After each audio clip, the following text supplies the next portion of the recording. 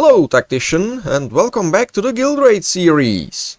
Today I have an alliterative attempt at attacking Actus at Legendary 3 in the second season of Cawl, and once again I haven't even seen this fight before. Also, I played it literally the first thing in the morning before I was properly awake, because I suspected I wouldn't get the chance otherwise.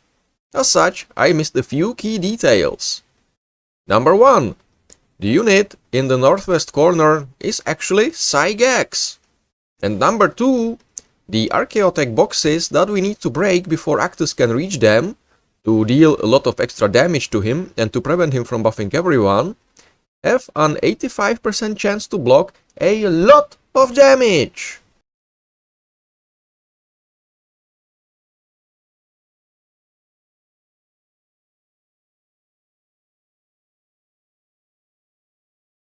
Right, so after reading Actus's mechanics and staring at just how terrible the map is for a while, I figured I can break all the boxes on turn 1 with a Yazaxas drop and a Galgord's WH rush.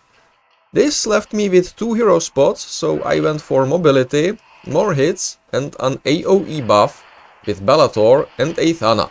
I prepared the Abraxas drop, launched the WH, put Aethana in position to buff the Screamers, broke the box that for some unknown reason survived with Bellator, and then I cleared out the remaining boxes with the Abraxas drop. Wait, what? Where in the warp are my Screamers? So, apparently, objects don't count as units for the purposes of Abraxas' active, which I didn't expect. So, in retrospect, if you want to try this composition, I recommend you do the Abraxas drop first and WH after. The price for learning this lesson was getting fewer Screamers than I could have, and Actus grabbing a box preventing a free 35,000 damage to himself, as well as giving himself and Cygax 5 stacks of the Machine Vengeance buff. A few no-no words later, I evaluated the tactical situation and decided my Galgords can take Cygax down without Aethana's help.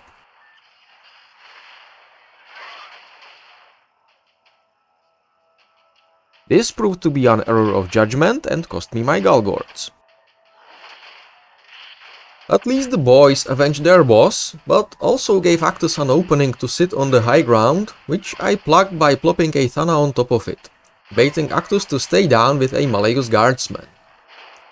The rest of the fight was rather unremarkable, but it did show that Actus is quite well armored, and unless you bring very high damage heroes and/or some high buffers, taking down the boxes will be your major source of damage.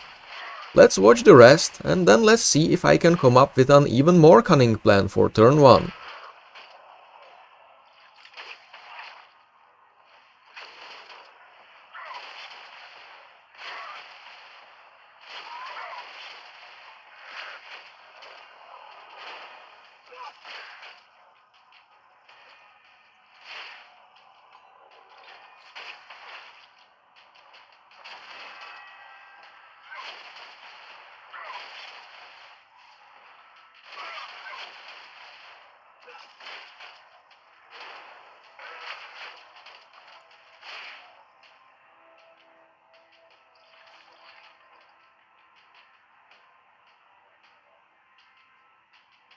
So, how to, at least in theory, do better at turn 1?